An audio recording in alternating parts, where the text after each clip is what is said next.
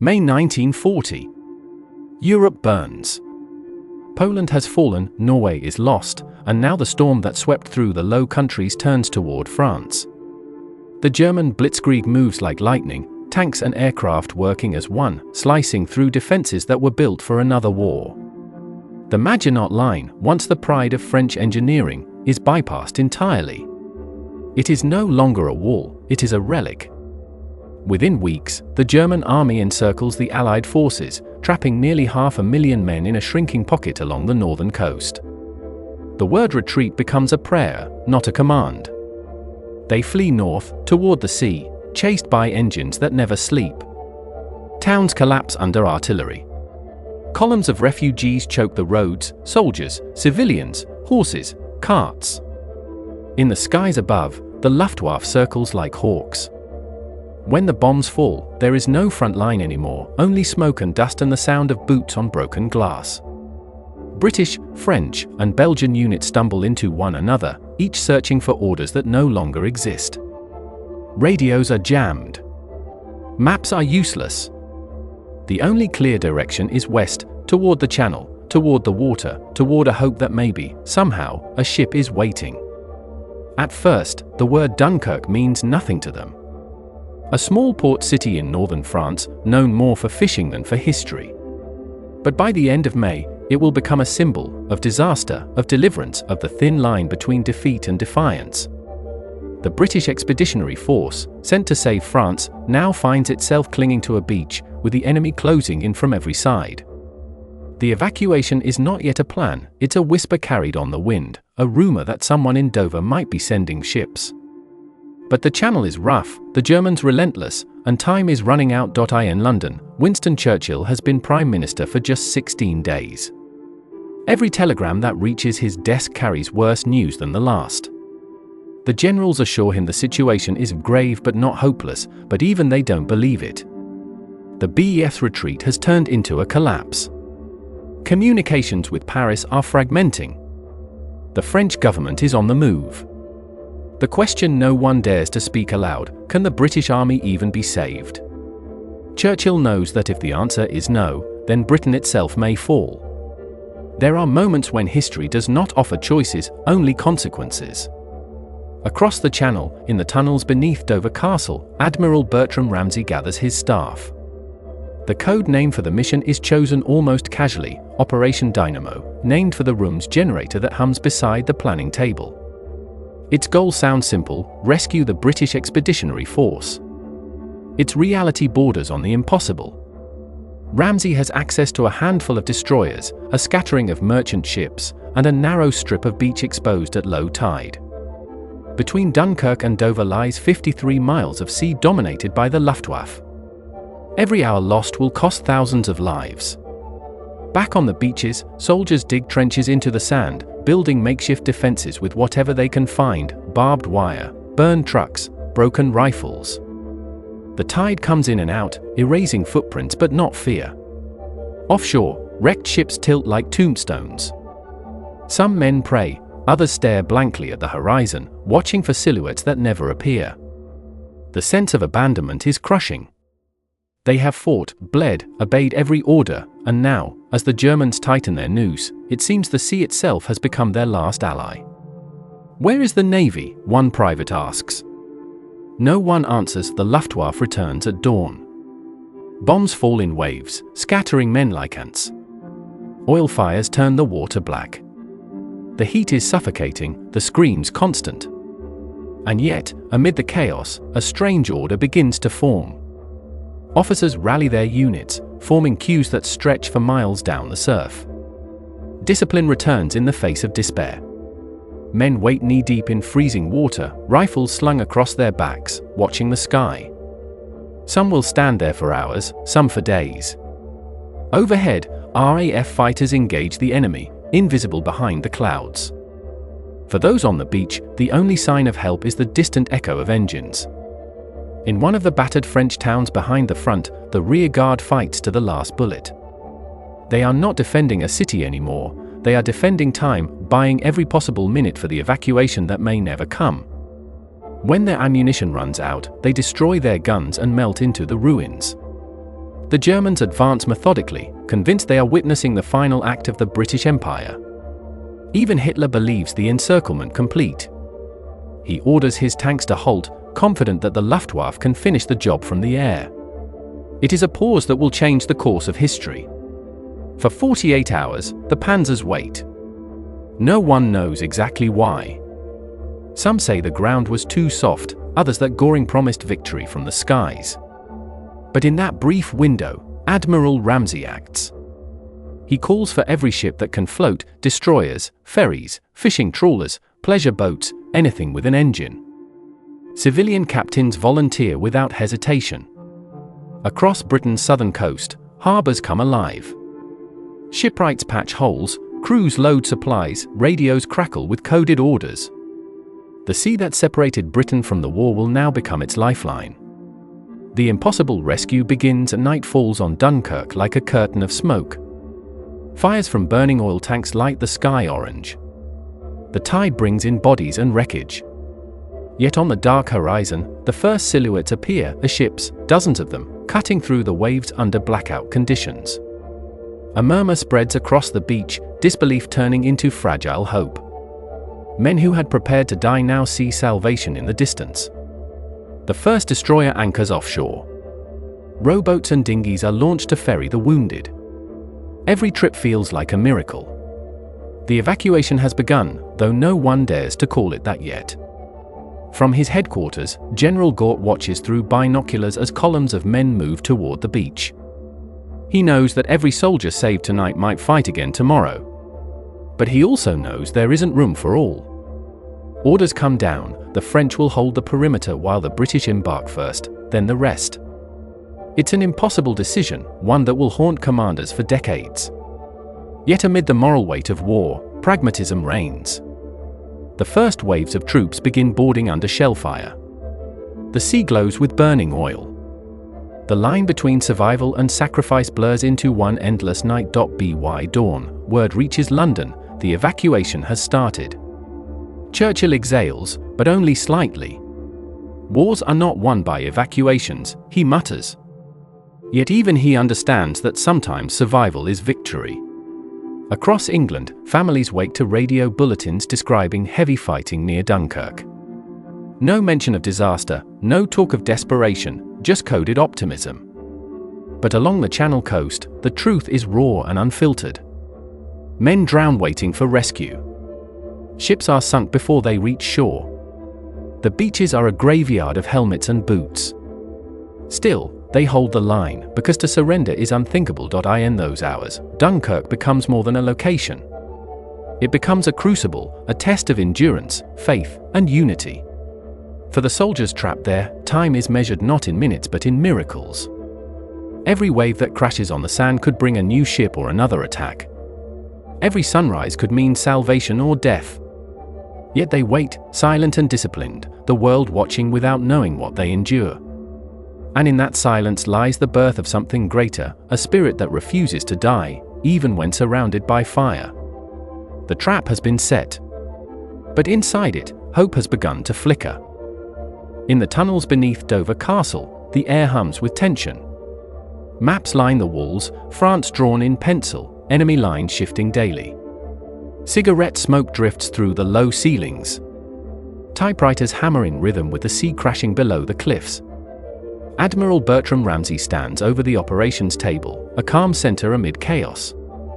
Around him, staff officers whisper figures, shipping capacities, fuel estimates. None of it adds up. The mathematics of survival don't favor them. And yet, the order is clear: bring them home. No matter how impossible it sounds. The code name Operation Dynamo feels ironic, a name born from the generator that powers the bunker, now giving power to something larger, a desperate hope. Ramsay's first directive goes out through secure lines, to every available naval base, to every captain still afloat. All ships capable of crossing the Channel are to proceed to Dunkirk immediately. But the Navy alone won't be enough. The fleet is too small, the beach is too shallow for destroyers to dock. The only chance lies in the hands of civilians, the merchant sailors, the fishermen, the pleasure boat owners who will later be called the little ships. For now, they are just ordinary people being asked to sail into war. Above, in Downing Street, Churchill reads the briefings. His eyes linger on casualty projections, each number heavier than the last. He asks Ramsay through the telegraph line, "How many can we save?" Ramsay answers truthfully, "Perhaps 30,000. The silence that follows feels like an obituary. Britain cannot fight another war without its army. Lose the BEF, an invasion becomes inevitable. Yet Churchill, defiant even in despair, refuses to speak the word defeat. He authorizes full naval mobilization. He calls it not an evacuation, but a withdrawal. A retreat might sound like failure, but a withdrawal sounds like strategy. Words matter when the world is burning across Britain's southern coast, harbors awaken in the night. At Ramsgate, Lowestoft, and Sheerness, shipwrights light their workshops and work through the dark. Civilian volunteers line the docks, offering their vessels. Some sign official papers, others simply cast off without waiting for orders. Yachts, trawlers, tugboats, ferries, each joins a flotilla bound for a hell most have only seen in newspapers. The sea between Britain and France, once a barrier of safety, becomes a highway of faith. The miracle hasn't happened yet, but its architects are already at sea. Meanwhile, at Dunkirk, the scene is apocalyptic. Columns of smoke rise for miles. The air reeks of burning oil and salt water. The beaches stretch endlessly, covered in men, hundreds of thousands waiting, disciplined but silent. Some sit writing letters they'll never send. Others stare at the horizon, eyes hollow. Rumors spread faster than truth. Some say the Navy has abandoned them, others claim reinforcements are coming. In reality, both are half true. Destroyers and minesweepers are fighting their way toward the shore, but for every ship that arrives, 2 are sunk. The Luftwaffe's dive bombers hunt relentlessly, striking anything that moves. Yet even in despair, order forms. Lines of soldiers snake down to the surf, each man knowing he may not reach the water before nightfall. Officers keep morale by routine, marching, counting, commanding. Discipline becomes survival.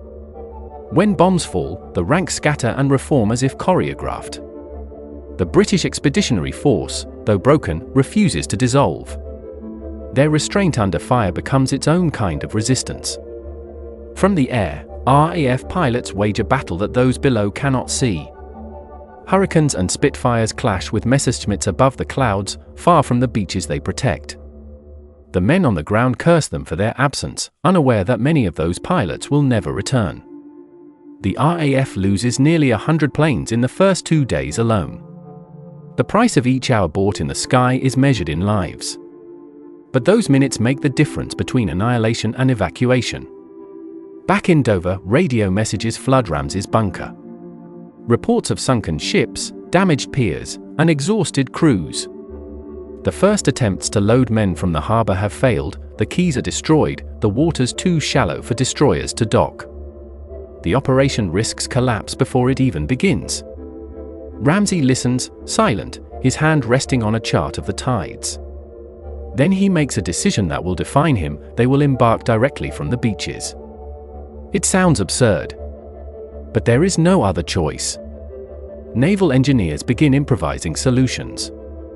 They rig makeshift piers using trucks driven into the surf, planks laid across their roofs to form walkways. Soldiers call them moles, and soon, hundreds of men march down these trembling bridges into waiting boats.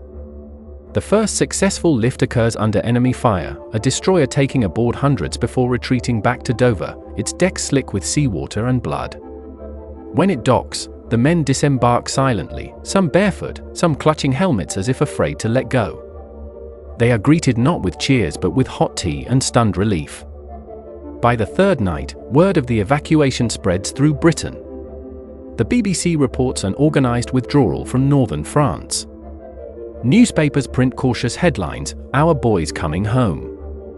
Families listen by the radio, straining to hear if their sons' regiments are mentioned. No one yet knows the scale, that what is unfolding across the channel will be remembered not as defeat, but as defiance. As the days pass, Ramsay's operation grows. Ships move in convoys, guided by moonlight and courage. The Royal Navy coordinates routes, dodging mines and air raids. Civilian volunteers, many of them with no wartime training, navigate through smoke and wreckage to reach the beaches. Some make one trip, others 5 or 6, ferrying men in endless relays. For every soldier rescued, another 1,000 wait, but the line never breaks. Each man boards knowing that someone behind him will take his place. The German army, meanwhile, closes the circle. Artillery now ranges the beaches. Shells fall like thunder. French forces form a defensive ring, their stand both tragic and heroic. They fight knowing evacuation for them may never come. In one of the last messages transmitted before the lines cut, a French commander sends, "We will hold until the last cartridge." He means it. In London, Churchill reads that message and murmurs quietly, "These are brave men." Then he gives an order that surprises even his closest advisors: the evacuation will continue, even if it means losing the ships themselves. Britain's fleet, her pride, will be spent to save her sons. No price is too high. As the fourth night descends, Dunkirk becomes a vision from another world.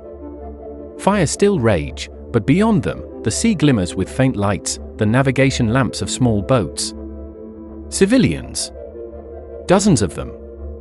The first wave of the little ships. Some are fishing boats, others yachts or ferries, each carrying a handful of crew, each determined to save as many as they can. They weave through wrecks and burning oil, guided by instinct more than maps. When they reach the beaches, soldiers stare in disbelief. These are not warships, they are home itself, floating toward them through hell. A fisherman from Kent, George Mills, later recalls it simply, "We weren't heroes. We just went to get our boys." But in that understatement lies the heart of Dunkirk. It is the moment when war ceases to belong to generals and becomes the duty of everyone. Britain itself has entered the water. By dawn, the beaches are alive with motion. Boats move in every direction.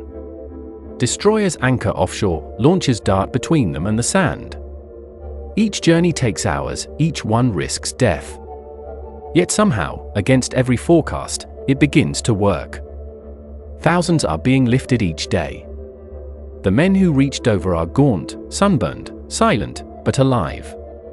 They step onto English soil and look back across the water, stunned by the sight of smoke rising on the horizon. For many, it is the first time they realize they have escaped annihilation. The miracle is not complete.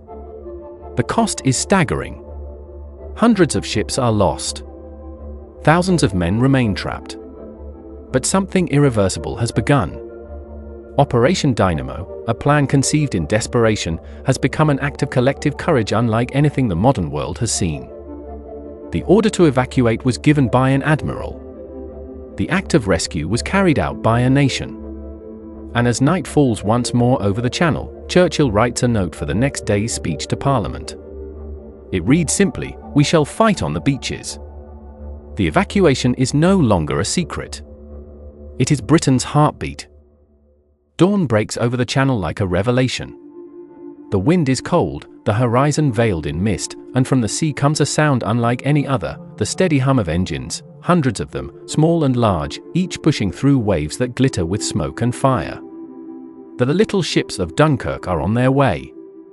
Trawlers, ferries, tugboats, fishing smacks, lifeboats, yachts, every shape and size of vessel Britain can spare. Some carry trained sailors, others are captained by fathers, merchants, and teenage sons who've never seen battle. They sail without formation, without escort, without hesitation. What drives them is not glory, but duty. Behind them lies home. Ahead lies hell. For the soldiers stranded on the beaches, the sight is almost unthinkable. They had expected destroyers, warships, something vast and impersonal. Instead, they see boats no bigger than their own barracks. A man in a wool sweater steering a pleasure craft. A boy standing on the bow of a fishing boat, waving. It seems impossible that these vessels could save them. Yet as they draw closer, the impossible becomes reality. The British Army is being rescued by its own people. The first boats arrive at low tide, running aground on the sand. Soldiers wade through waist-deep water to reach them, passing wounded comrades, debris, even the wrecks of earlier ships. The air stinks of oil and gunpowder. German aircraft roar overhead, strafing the beach in deadly precision. When the bombs fall, the sea turns black with smoke, but the boats keep coming. A ferry from London docks beside a fishing trawler from Sussex.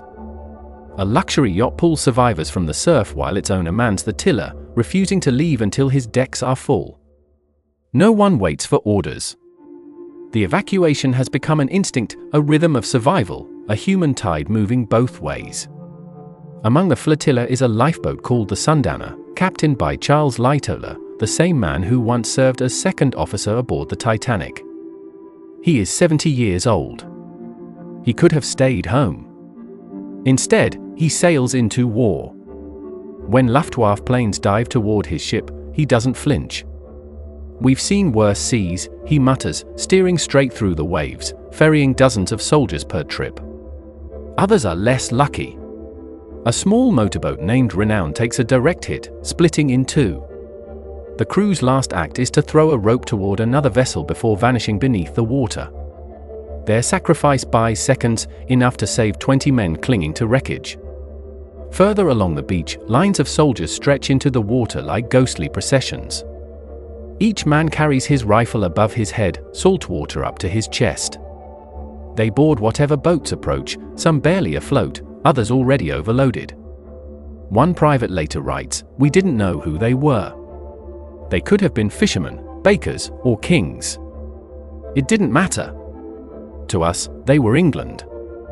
Every hour brings new arrivals. From Ramsgate, from Margate, from Brighton, boats pour into the channel. Some have no navigation lights, others follow the stars. A retired postman from Devon commands a 30-foot sailboat. A teenage cadet from Southampton steers through burning oil slicks, guided only by the faint silhouette of the French coast. Many have never crossed the channel before. Now they do it under fire. And yet, somehow, it works. Against every forecast, every calculation, the tide of men moving home grows. The RAF patrols above them, dueling the Luftwaffe in the thin blue air. To the men below, they are invisible saviors, flashes of light and sound. When a Spitfire shoots down a German bomber, cheers erupt from the beach.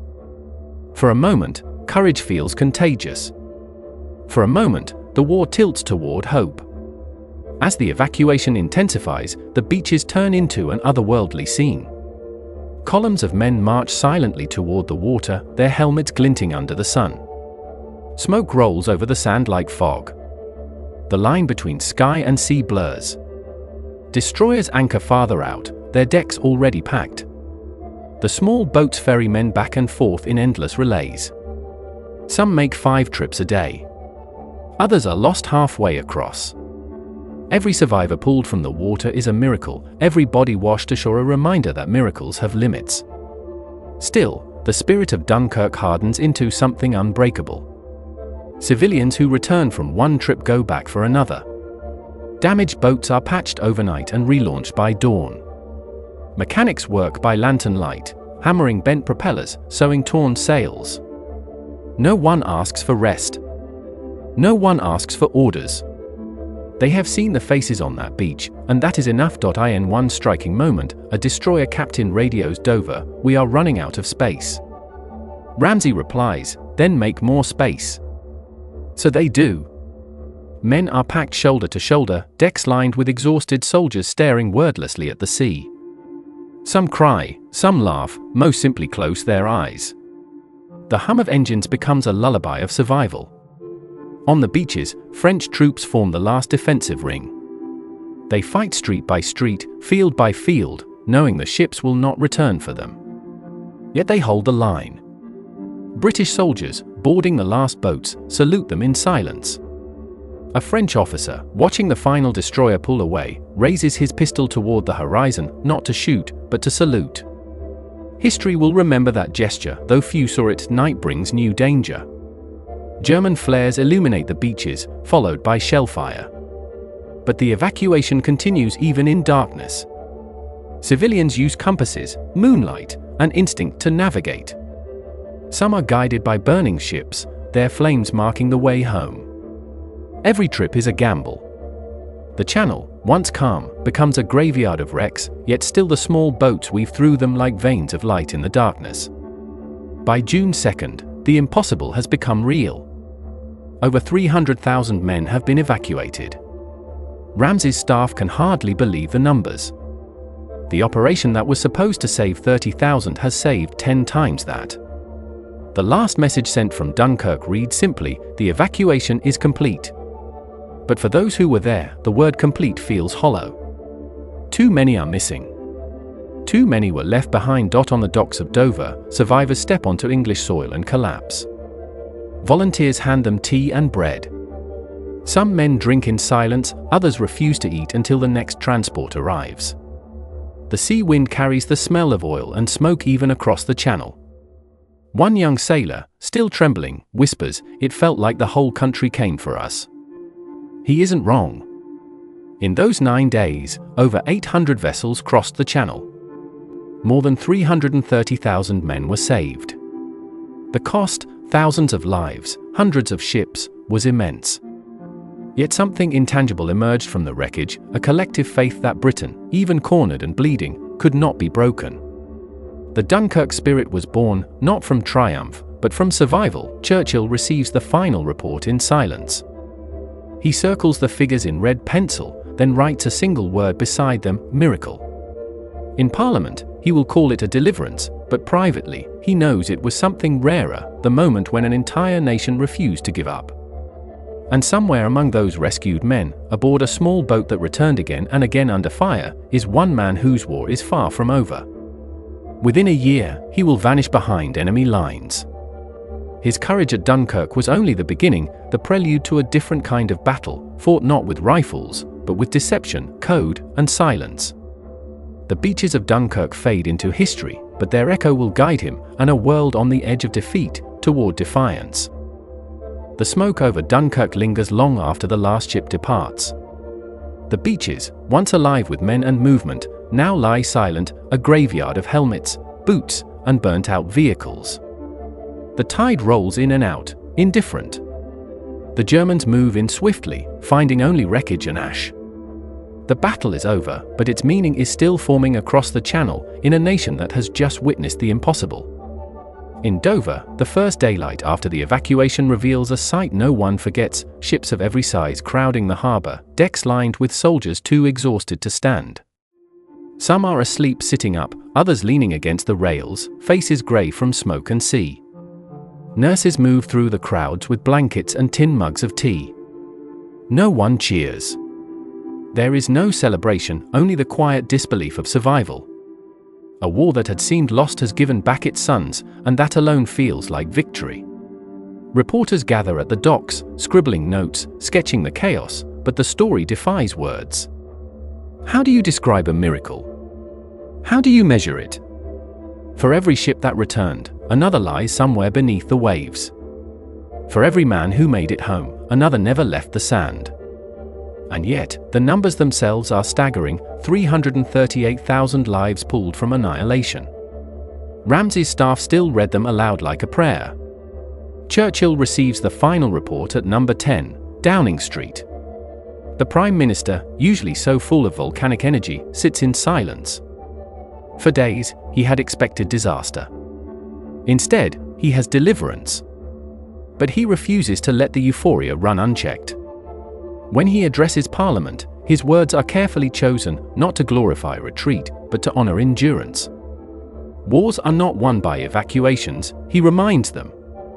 And yet, in the same breath, he plants the seed of legend. We shall fight on the beaches, we shall fight on the landing grounds, we shall fight in the fields and in the streets, we shall never surrender. The speech electrifies the nation. It transforms Dunkirk from defeat into defiance.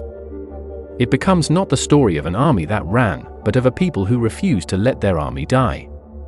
The evacuation is recast not as an ending, but a beginning, a moment when ordinary courage became the foundation of survival. The word spread beyond Britain, carried by newspapers and radio waves.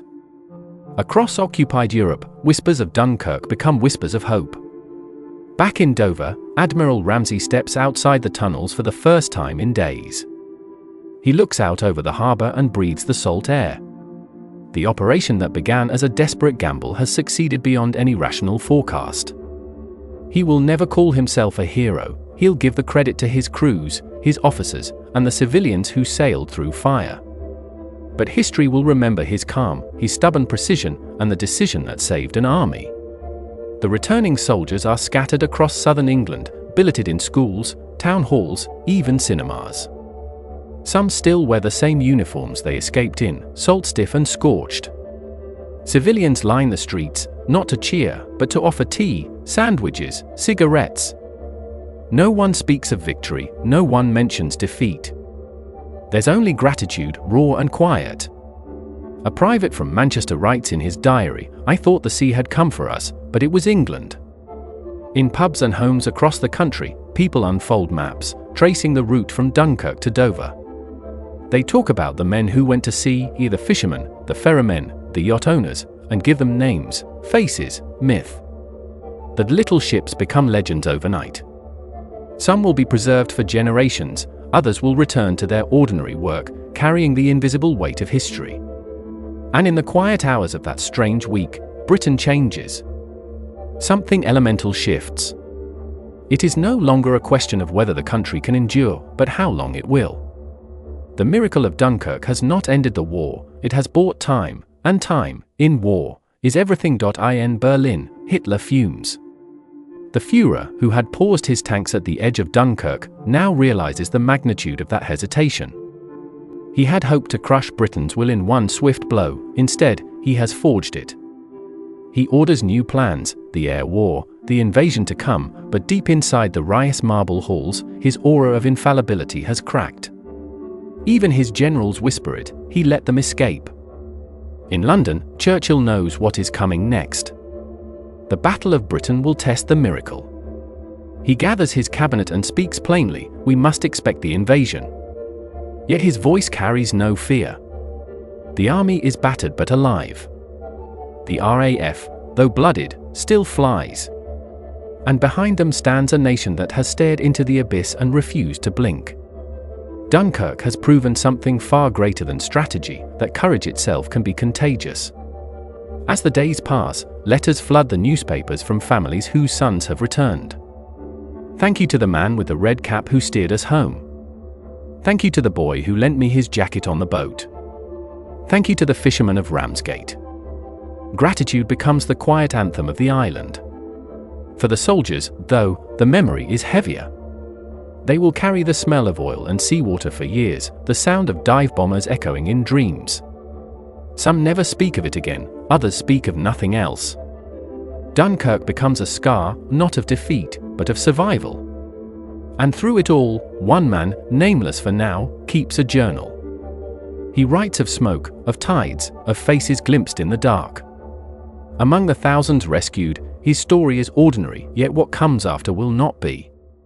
Within a year, he will slip across the channel again, not as a soldier, but as a spy. The courage he learned on the beaches will become the silence he carries behind enemy lines. The miracle of Dunkirk, then, is not just that men were saved. It is that the act of saving them transformed everyone who touched it, the soldiers who waited, the sailors who came, the nation that refused to let go. Out of chaos came unity. Out of retreat came resilience. Out of disaster came the will to fight on. The beaches lie empty now. The tide smooths the sand, washing away footprints and blood. But the story remains, whispered in bunkers, written in diaries, carved into the memory of a world that almost ended and then, against every reason, did not. Dunkirk was not victory. It was survival made sacred. The war moves on, but Dunkirk never leaves the men who were there. It clings to them like salt in the air, lingering in the folds of memory, in the smell of diesel and brine, in the sound of gulls that sound too much like distant engines. For most, it becomes something half-remembered, half-dreamed, a moment when the world was burning, and they found themselves rowing through the fire. The British press names it the miracle of Dunkirk. For weeks, it dominates headlines, songs, posters. Painters sketch it. Poets write of it. It becomes something more than an evacuation, it becomes myth, woven into the identity of a nation that refuses to yield. We shall never surrender becomes more than Churchill's defiance, it becomes a promise shared by everyone who crossed those waters. But myths are tidy. The truth was not. The truth was chaos, men clawing at decks to climb aboard, others slipping beneath the sea in silence. Ships burning so hot the air shimmered like glass. Pilots diving into smoke they could barely see through. Civilians watching their homes vanish behind them as the enemy closed in. There was no triumph on those beaches, only endurance. But endurance is sometimes the rarest kind of courage. For the soldiers who returned, Dunkirk is both pride and burden. They know how close they came to vanishing, how the difference between life and death hung on the courage of strangers. Some never stop asking why they were saved when so many others were not. The pubs fill with their stories, fragments of memory traded like currency. There was this lad with a cigarette tin, this bloke from Ramsgate who wouldn't leave till the last man was aboard, little truths strung together, each one a piece of something larger. Among them is a young man named Henry, quiet, sharp-eyed, from London's East End. He doesn't talk much about Dunkirk, but he carries a notebook, always writing. A name, a time, a sound. The rhythm of things. Those who serve with him think he's just another clerk, but soon he'll be something else entirely, a ghost moving through occupied France, gathering whispers instead of bullets. The courage that got him off the beach will soon drive him back into the fire. But that is another story, another war within the war. The story of Dunkirk continues not just in battles, but in belief. Across the world, people begin to speak of it, not just as a British story, but as proof of what ordinary people can do when the world collapses. In America, the newspapers call it a testament to democracy itself. In occupied Paris, underground writers whisper of it as a prophecy: if they can endure, so can we. The fire that began in those waters spreads far beyond Britain's shores. By late 1940, as the Luftwaffe begins its assault on London, the memory of Dunkirk becomes a shield. When bombs fall and buildings shatter, people tell each other, "We got them home, we'll get through this too." The beaches that once held retreat now stand for resistance. The same sea that saved them becomes their fortress. Churchill himself revisits the idea often.